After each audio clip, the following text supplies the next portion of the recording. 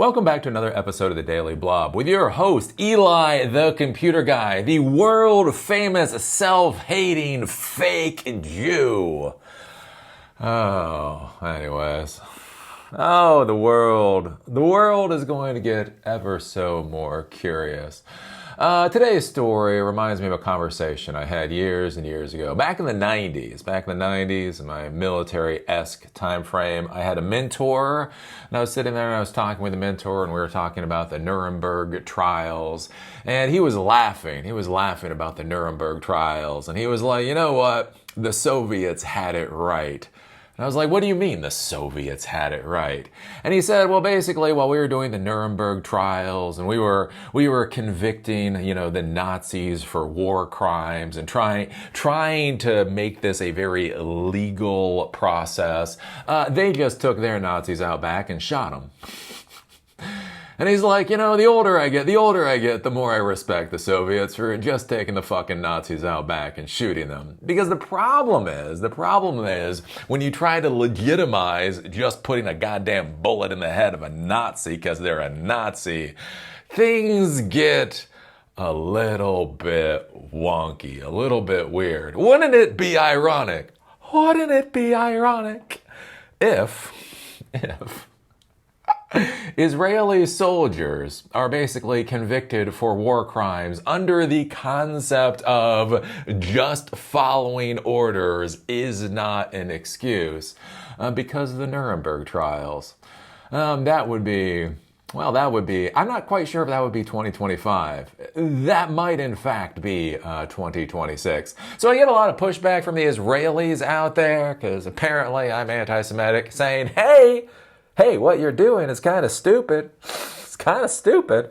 Apparently that's anti-Semitic in the modern world. But one of the things that I'll tell the Israelis out there is I just don't think you're going about things effectively, right? It's not about winning a battle for you folks. It's about winning 1,000 years. You have to win for a millennia. The Iranians don't have to win for a millennia. You can beat the shit out of them. You have beat the shit out of them for about 80 years, and that's fine. They're just going to keep trucking along, right? A lot of the countries around you, Egypt was there thousands of years ago. Egypt will be there thousands of years from now. They've got 130 million people. Egypt alone has 130 million people compared to 9 million in Israel. And one of the things I just warn the Israelis is I question how you're going about doing things. I question truly how you're going about doing things. And anyways, and things are starting to spin into the curious zone. I think this also comes into prominence because of the deglobalization that is being pushed by the United States right now, right? Trump is purposely kneecapping the U.S. Global authority in the world. And so one of the things before is if we did not want other countries to do things, we could have all this bluster and tell them all these horrible things that we were going to do. But at this point in time, we're already hammering everybody with tariffs. We're already threatening to murder Europeans in Greenland. We're already trying to pull out of NATO. We're already trying to do all of these things. And so a lot of our power, like we literally are taking away from ourselves. We are literally disarming. And we'll be curious to see how this works out. 2025, 2026. Why I bring this up is 2 IDF soldiers were arrested in Belgium for war crimes for the current war in Gaza. So the current war, is it a war? Is it a war?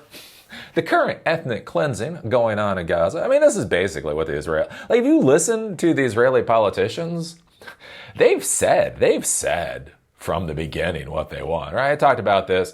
I had some commentary videos from a couple of years ago. I talked about this kind of thing. And anyways, some of the right wing Israeli politicians came out right after October 7th and basically said the point was to flatten Gaza and eliminate the Palestinians, right? So they're flattening Gaza and they're eliminating the Palestinians, right? So anyways, this is going on, right? Soldiers are fighting. The IDF soldiers are out there fighting. And so we're seeing more and more pushback from the world on this, and it'll be curious to see what happens from a legal standpoint here. So from this particular article, and this is from, the Jerusalem Post. 2 IDF soldiers arrested in Belgium, investigated for war crimes accusations. Let's see here. 2 IDF soldiers were arrested and interrogated by Belgian authorities following a complaint filed by the HRF, an anti-Israel legal organization focused on pursuing legal action against IDF soldiers, the Foreign Ministry confirmed Monday. The soldiers, who were participating in the Tomorrowland Music Festival, were alleged to have participated in war crimes, according to the HRF. The soldiers were later released shortly after the investigation. The IDF and Foreign Ministry are in contact with the 2 Israelis. The legal complaint was filed by HRF and the Global Legal Action Network. HRF said the 2 individuals were waving flags of the IDF's Givati Brigade, which has been, quote, involved in the systematic destruction of civilian infrastructure in Gaza and in carrying out mass atrocities against the Palestinian population. Overall, the atmosphere of the Tomorrowland Festival was described as friendly towards Israelis. Young Israelis filmed themselves waving Israeli flags, engaging in conversations with Palestinians wearing kefkes who displayed their flag, and even taking photos with Iranians. The alleged waving of the specific unit's flag in question likely went one step too far and drew the attention of 2 individuals. Quote, for the first time in Europe, Israeli suspects linked to crimes in Gaza have been subjected to formal arrest and questioning, HRF claimed. Quote, this development is a significant step forward, signals that Belgium has recognized its jurisdiction under international law and is treating the allegation with the seriousness they deserve. Quote, and to states watching around the world, universal jurisdiction is not just a principle, it's an obligation, the statement continued. The Hind Rajab Foundation and GLAN welcome this breakthrough with determination and humility. We will continue to support the ongoing proceedings and call on Belgian authorities to pursue the investigation fully and independently. Justice must not stop here, and we are committed to seeing it through, they concluded. Right, so Benjamin Netanyahu is wanted by the ICC for war crimes charges. His second in command is wanted by the ICC for war crimes charges. Basically, the ICC has been castrated by the United States because that's what we do, right? When the ICC charges Putin for war crimes, that is proof to the world what an evil, atrocious piece of garbage Putin is.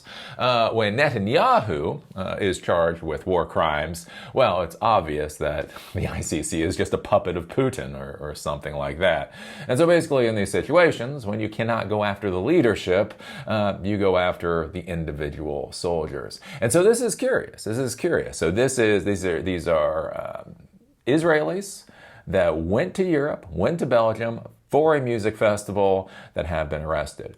One of the interesting things, again, to ponder and to think about for the Israelis, I talked about this before when I was backpacking through India. So you go to India, right? You go to India and there's not very many white people, at least there weren't. When I was in India 20 some odd years ago, they only got like 120,000 foreign tourists every year. It just was not a tourist mecca. A billion plus people, not many tourists.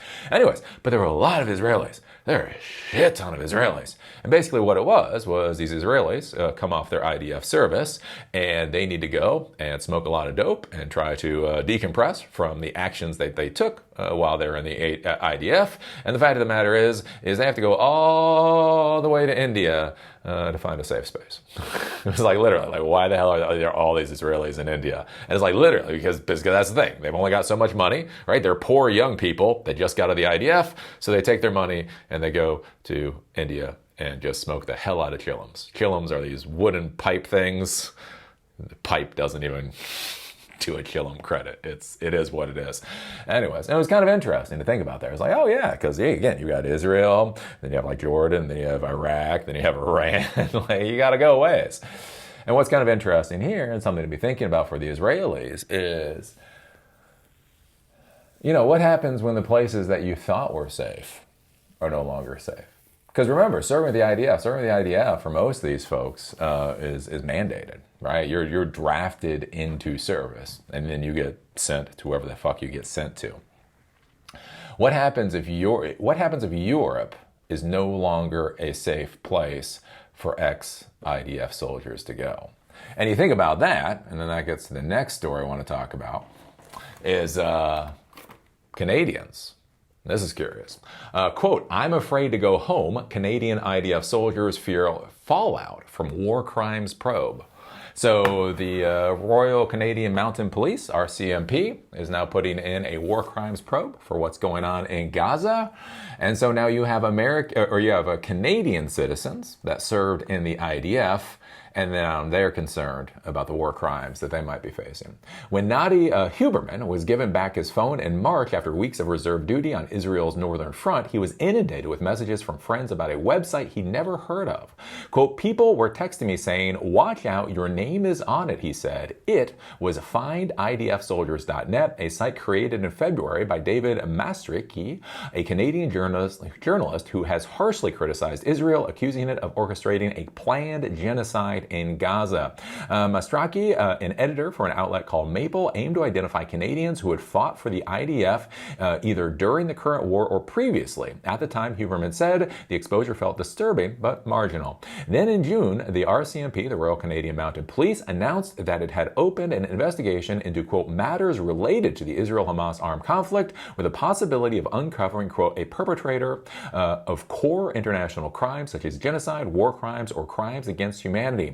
In previous years, the RCMP has conducted similar investigations related to crimes against or by Canadians in the context of other foreign conflicts, including Rwanda and the former Yugoslavia, but this is the first time Canadian authorities have launched a war crimes related probe connected with the Israeli-Palestinian conflict, a development that has generated particular anxiety within Canada's Jewish community, which has documented a rise in anti-Semitism since the October 7th attack. The RCMP stated its investigation wasn't focused on, quote, any community or group, but Huberman and others. The targets appeared clear, Canadian IDF soldiers. Quote, it was scary, Huberman, a dual Canadian-Israeli citizen from Toronto, said. A lot of us asked ourselves, is it safe for me to fly to Canada? Will I be arrested at the border? And this is one of the things a fake Jew has been screaming about for a couple of years now. What happens when your gnat crap-sized country becomes the only place you have? It's really funny. It's really funny, and it's really strong, and it's really manly to talk about, well, we're going to go out there, and if we have to fight with our teeth and nails, we will. What happens when you lose the support of the world? What happens when people are just tired of your shit? Just tired of it. I don't want Israel bombed. To be clear, I don't want to take American F-35s and bomb the shit out of Israel. I don't want to take American B-2 bombers and destroy Israel's nuclear weapon stockpile. I don't want to do that. I just want to take our F-35s back. I just want to take ours. They got our F-35s in their pocket. I would like to take them back. I would like to stop using our tax money and our debt to buy dumb munitions for them to be able to bomb the shit out of the folks that they're trying to ethnically cleanse. And I just want to go home. I just want to take all of our crap and go the fuck home. I'm sure we can build a lot of hospitals for the amount of money we're spending to supply these jackasses with dumb bombs so they can destroy hospitals in Gaza, right? And that's one of the things I've been talking about, is what happens when your that shit little island of a country is all the fuck you have. But anyways, Eli, you don't understand. You don't understand. Mickey Mouse has bestowed this land upon us. Another Canadian IDF reservist on the list who preferred to be referred to as in because he feared legal consequences decided not to take the chance. Born in Calgary, Alberta, In has spent nearly 300 days on reserve duty, mostly in Gaza, since the Hamas-led invasion of Israel on October 7th. Now he and Huberman are part of a cohort of Canadian-Israeli soldiers grappling with the fallout of Ottawa's unprecedented probe. The investigation has alarmed and confused them, along with other Canadian Jews, at a time of rising anti-Semitism and tense relations between Ottawa and Jerusalem. Really? You're confused? Why are you confused? It's not much to be confused about. Israel is committing ethnic cleansing. These countries cannot go after the leaders that are committing the ethnic cleansing, ergo they'll go after the privates. What is complicated here? Does not require high-level math. Quote, I was supposed to go to Canada last week and told the Times of Israel in July, but after the investigation was announced, I felt afraid to go home.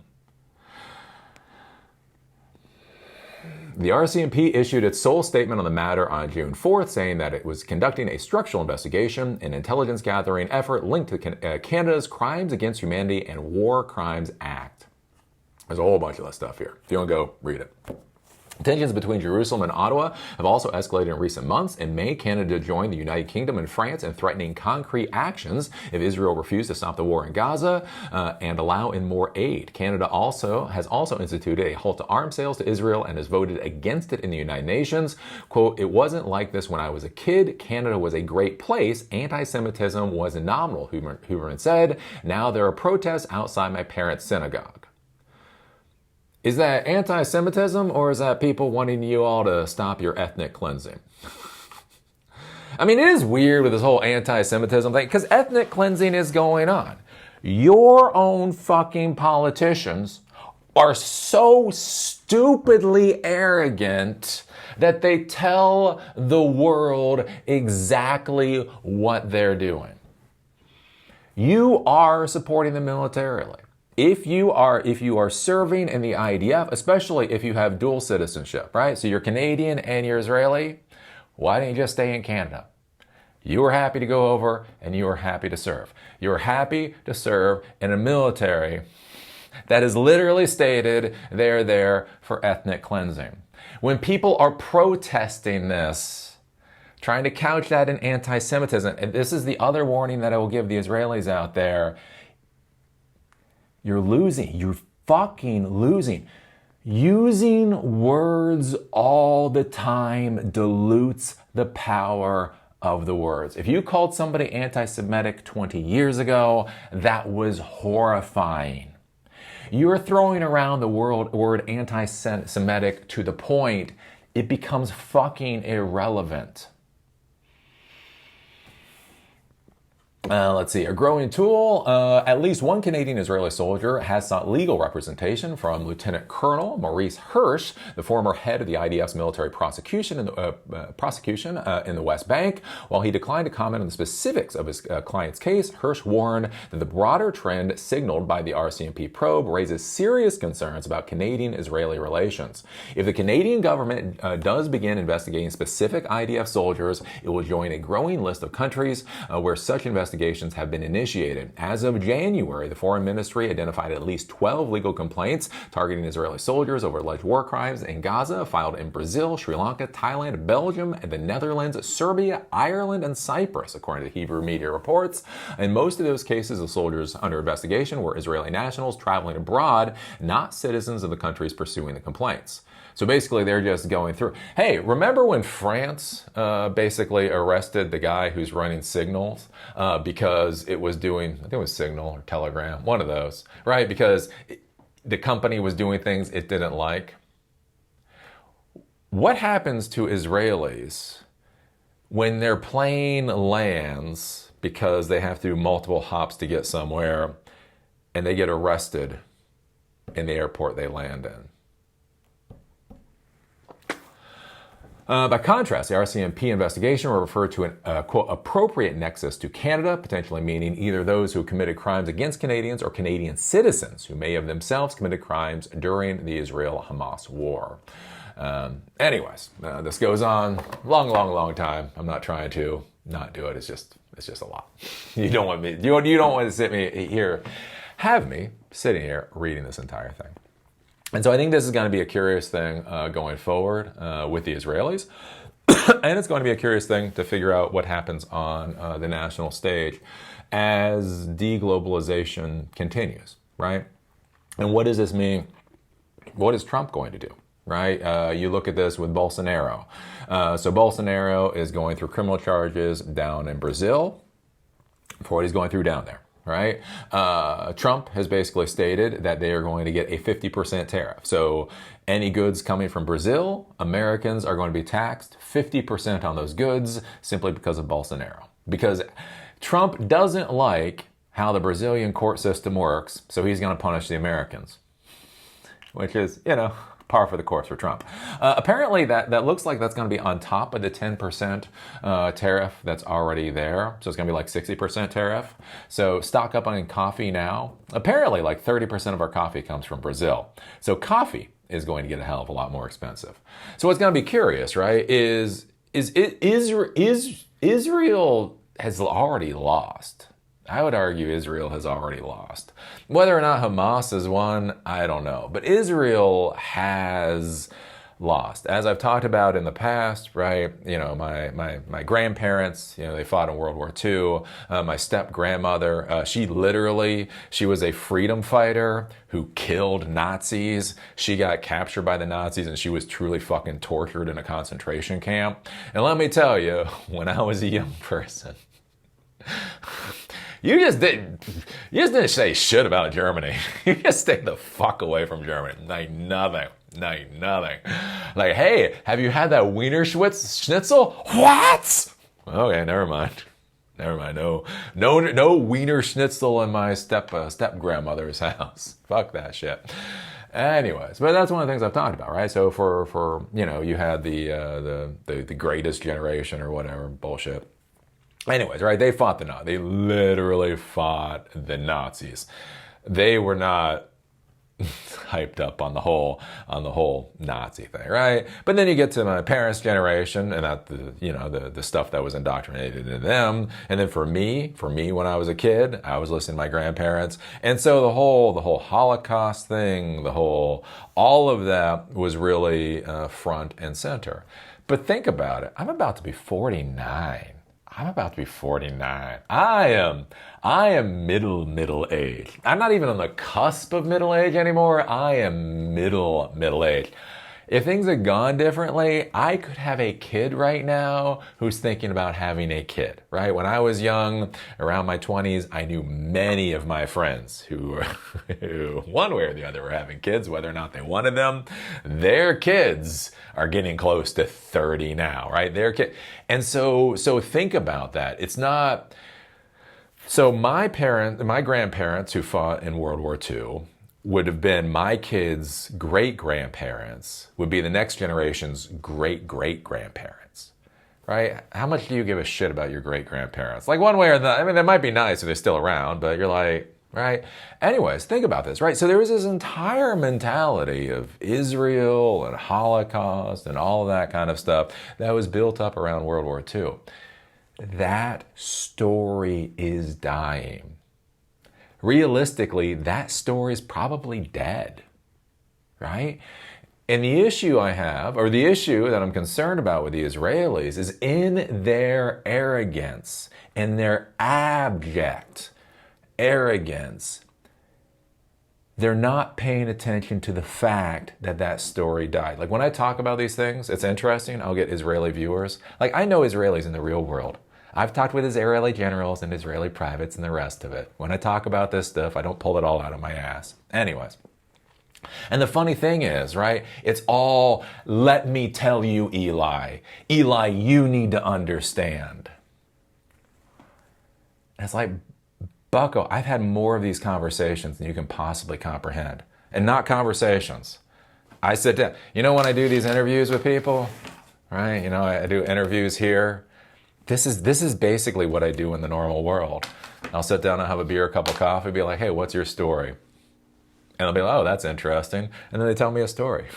It's great. It's a new bedtime story every night. You just keep asking people questions and they keep giving you responses. And it's amazing, right? Whether they're IDF peon soldiers or whether they're IDF generals or whether they're Palestinians or whatever, it's amazing how they'll just tell you a story, right? And the concerning thing that I have is so many times when I bring this up and Israelis hear it, there's this thing like, you have, I will put you in your place. I'll explain to you reality. And it's like, you don't get it. You don't get it. You are so trapped in your echo chamber. All you hear is you. You don't hear what's going on in the wider world. And I think it could be an abjectly brutal wake-up call to the Israelis if they don't figure by hook or by crook how to turn this around. Right? Syria right now, Syria, they're bombing folks. Right? They're killing the Iranians. They're killing the Lebanese. They're killing the Gazans. They're killing the Syrians. Every fucking day, you're creating a dozen more people that hate you because you murdered somebody they loved. You're a country of 9 million people. Egypt alone has 130 million. Right now in the region, Israel has something like 9 million people. Right now in the region, it's something like 400 million people. And that's only going to explode or go up because apparently they don't use a lot of condoms over there. What happens when Israel gets to 15 million people and the rest of the region gets to 800 million people?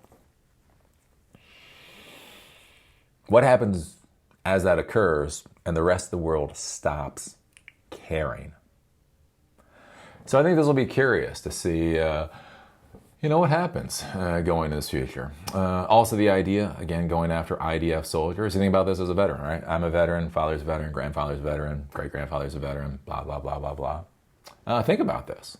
Think about if individual countries start seeing veterans as war criminals. You may not even realize what the hell is going on. I think about this, again, with that whole idea. Like with Canada, they're focused on any IDF soldiers that has a nexus in Canada, so a Canadian citizen or whatever else. But what happens, with these other countries where you bounce through? Remember when the Huawei CFO landed in Canada and Canada arrested her under the US's behalf? What happens when somebody from the IDF, which is basically every Israeli, damn near every Israeli, right? What happens when they land in Sri Lanka? What happens when they land in Gibraltar or something, or Portugal? I don't know. It will be a curious thing. So what do you think about this? What do you think about IDF soldiers, Canadian IDF soldiers, being afraid to go home? What do you think about IDF soldiers being literally arrested in Belgium for war crimes? What do you think about 2025? What do you think about 2025?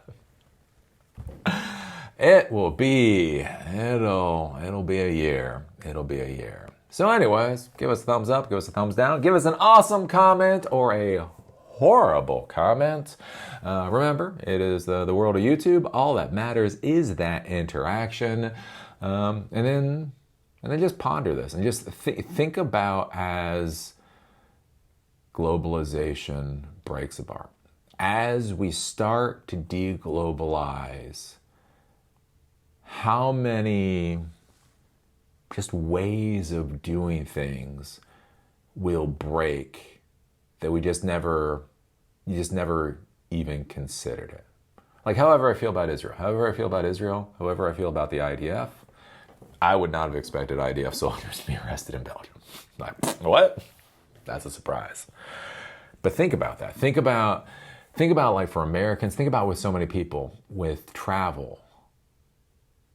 What happens when your country becomes the only place you can go? I don't know. Something to ponder, something to think about. With that, see y'all later.